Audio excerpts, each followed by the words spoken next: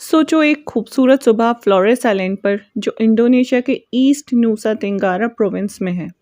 सुबह की रोशनी धीरे धीरे जंगलों और पहाड़ों को रोशन कर रही है। गांव के लोग अपने रोज के कामों में बिजी हैं।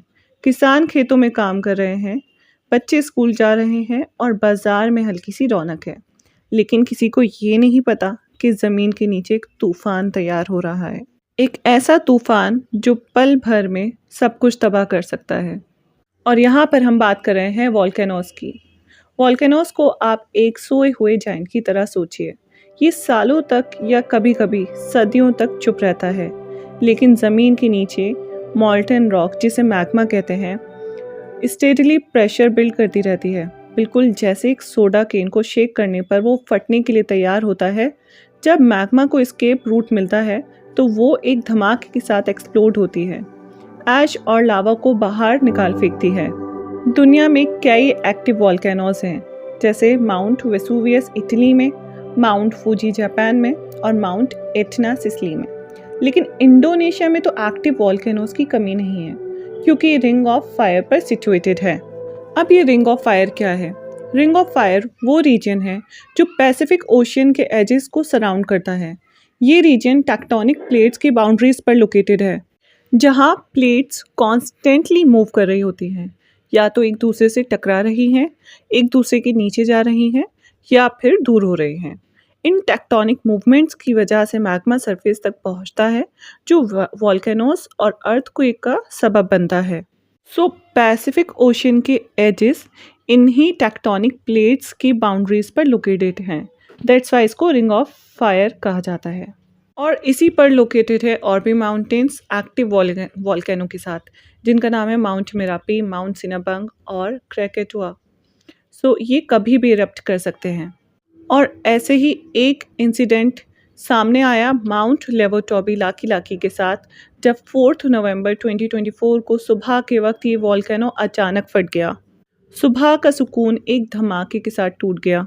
लोग अभी इस आवाज़ से संभल भी नहीं पाए थे कि आसमान में एक 10 किलोमीटर ऊंचा ऐश क्लाउड दिखाई दिया।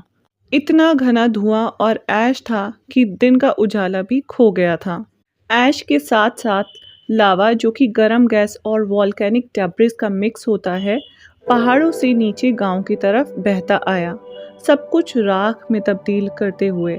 लोग पैनिक में अपने घरों से भागे, सिर्फ अपनी जान बचाने के लिए। इस इरप्शन ने कम से कम 10 लोगों की जान ले ली और कई लोगों को जख्मी कर दिया। अथॉरिटीज़ ने फटाफट इवैक्यूएशन ऑर्डर्स दिए और तकरीबन 16,000 लोगों को वहां से निकाला गया। रेस्क्यू टीम्स और सोल्जर्स ने मिलकर लोगों को सेफर एरियाज तक पहुंचाया। 10,000 से ज़्यादा लोग टेम्परेरी शेल्टर्स में ले जाए गए, जहां उन्हें खाना, पानी और मेडिकल हेल्प दी गई। गांव के साथ साथ कई पब्लिक फैसिलिटीज़ जैसे स्कूल, चर्चेज और बाज़ार भी हैवीली डैमेज हुए। रोड्स ब्लॉक हो गए थे ऐश से, और नियर बाय एयरपोर्ट्स जैसे फ्रांसिस्कस ज़ेवियर सीडा एयरपोर्ट टेम्पोरेरीली बंद कर दिया गया, जिससे ट्रैवल में काफ़ी दिक्कत हुई। इस इरप्शन ने सबको याद दिलाया कि जब भी हम नेचर को इग्नोर करते हैं, वो अपने तरीके से हमें सबक सिखाता है। इंडोनेशिया, जो कि रिंग ऑफ फायर पर है, रेगुलरली ऐसे नेचुरल डिजास्टर्स फेस करता है, लेकिन इस बार माउंट लेवोटोबी लाकी का इरप्शन इतना अनएक्सपेक्टेड था कि पूरा रीजन डैमेज हो गया। पर इन सब के बावजूद लोगों की हिम्मत टूटी नहीं। गांव वालों ने एक दूसरे का साथ दिया, मिलकर दूसरों की मदद की। गवर्नमेंट ने कमिटमेंट किया है कि वो घर, स्कूल और बेसिक इंफ्रास्ट्रक्चर को वापस रीबिल्ड करेंगे और अफेक्टेड फैमिलीज़ को फाइनेंशियल सपोर्ट मिलेगा। ये कहानी सिर्फ एक डिज़ास्टर की नहीं, बल्कि इंसानियत और रेजिलियंस की भी है। ऐसे मुश्किल वक्त में भी लोग अपनी ज़िंदगी को नए सिरे से शुरू करने के लिए तैयार हैं। इस इरप्शन ने हमें एक बार फिर याद दिलाया कि हम कितने छोटे हैं इस बड़े से नेचर के सामने, लेकिन ये भी दिखाया कि इंसान की स्पिरिट कितनी स्ट्रांग है। जब भी अर्थ ट्रेम्बल करती है, वॉल्केनोज रोर करते हैं, एक नई स्टोरी लिखी जाती है, एक कहानी सर्वाइवल की, करेज की और अनब्रेकेबल ह्यूमन स्पिरिट की। जैसे जैसे आसमान साफ होता जाता है, फ्लोरेस के लोग अपने शहर को वापस से रीबिल्ड करते हैं, एक नए उम्मीद के साथ कि कल का दिन आज से बेहतर होगा।